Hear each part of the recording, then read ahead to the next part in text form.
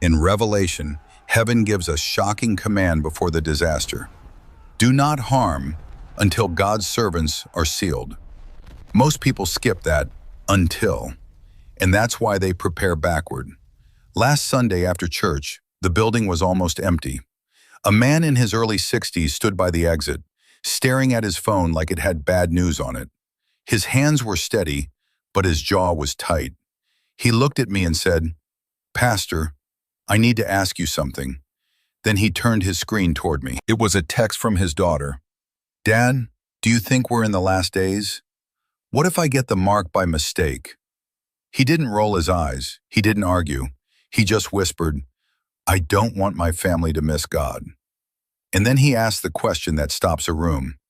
So what is God doing right now, before the final calamity?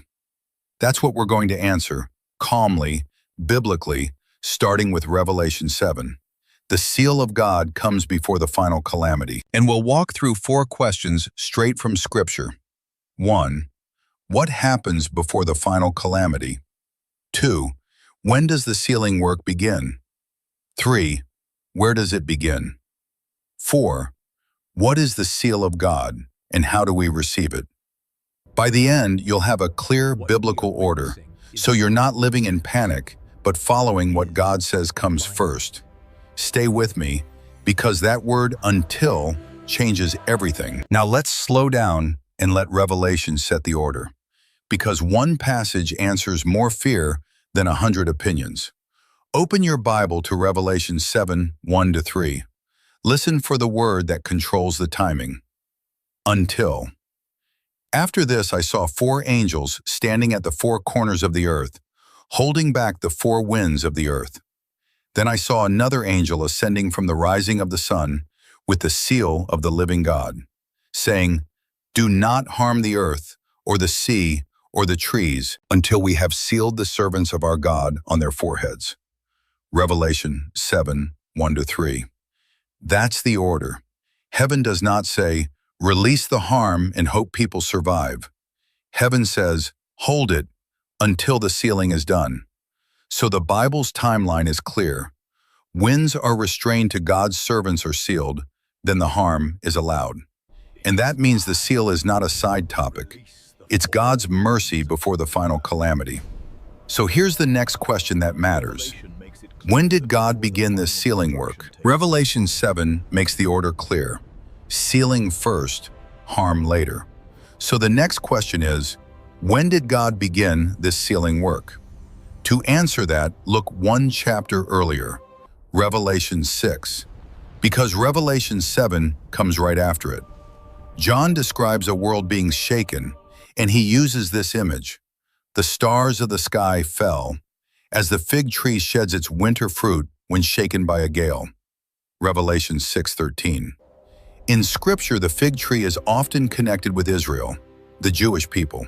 So a fig tree shaken, with fruit falling, points to a season of massive loss. In modern history, one storm stands out with heartbreaking clarity.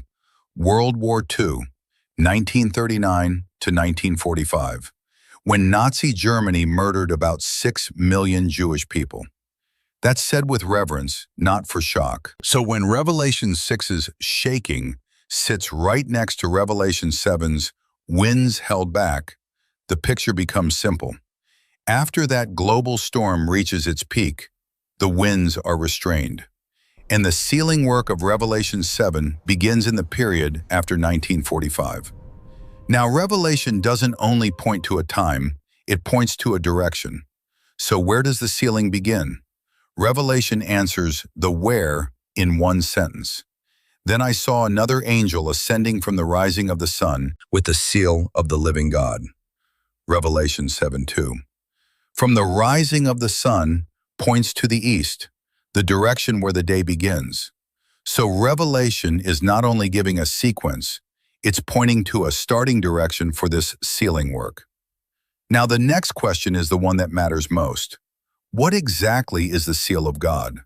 Revelation calls it the seal of the living God.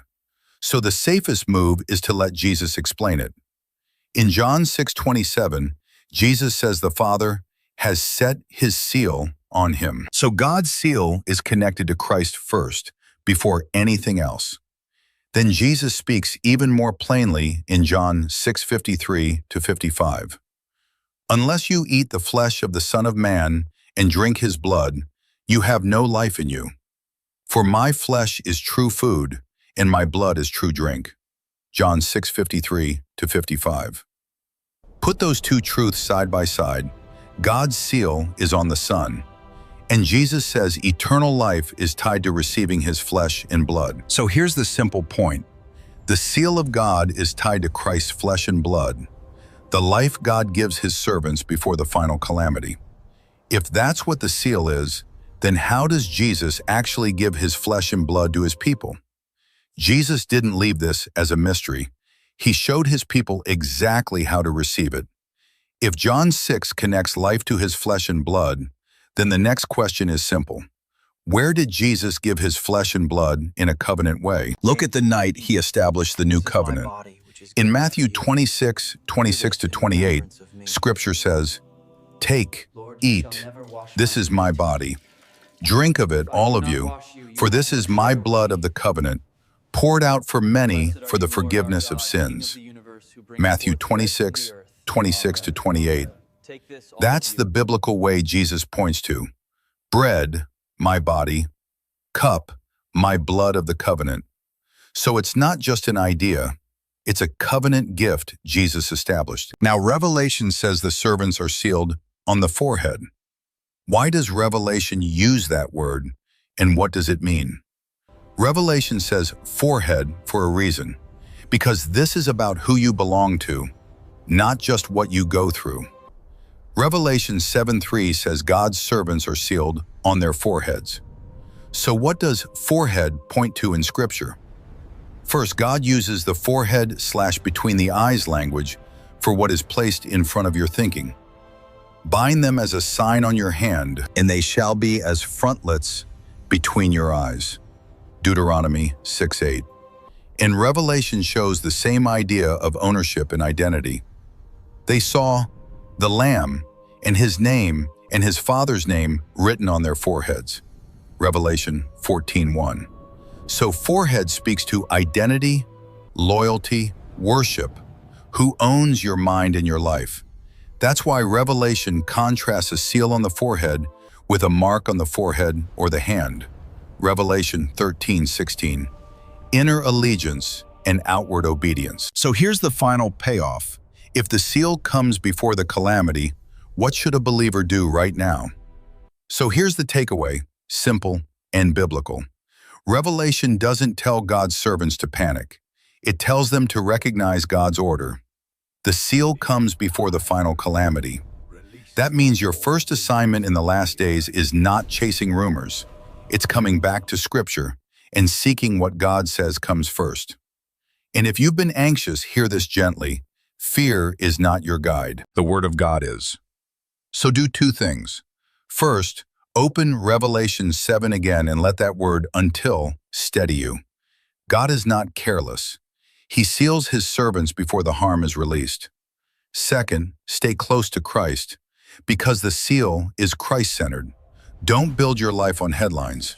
Build it on the covenant Jesus established. And if you want, pause the video and pray something simple. Lord, I don't want to miss what you're doing. Teach me your order. Lead me into your truth. If this helped you, write "seal" in the comments. And share this with someone who's been living in fear of the last days. Next video will go even deeper. How to recognize God's work in the last days without deception.